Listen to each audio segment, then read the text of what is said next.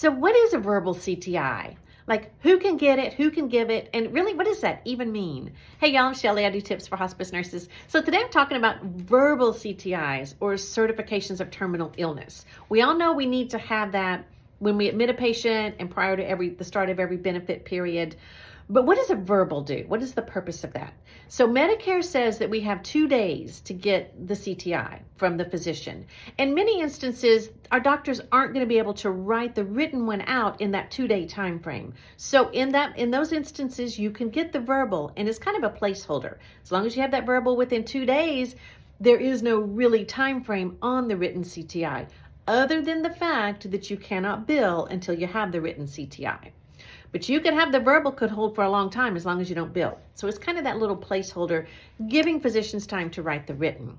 But who can take the verbal CTI? So it's not technically considered an order. So whoever is doing the paperwork when the patient is admitted can actually take that verbal CTI from the physician.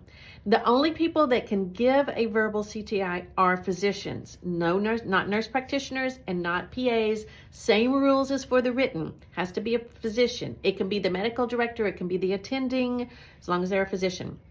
So generally what we do is we call them, we give them the information we have on the patient, and they say, yes, I give you my verbal CTI.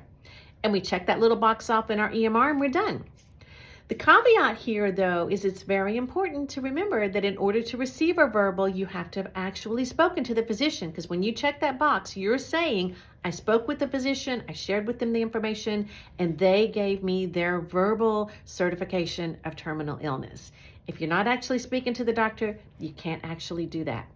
So I hope this tip was helpful. If there's anything you want me to talk about, let me know. I'll share it here. You guys be safe out there, and remember, I love you.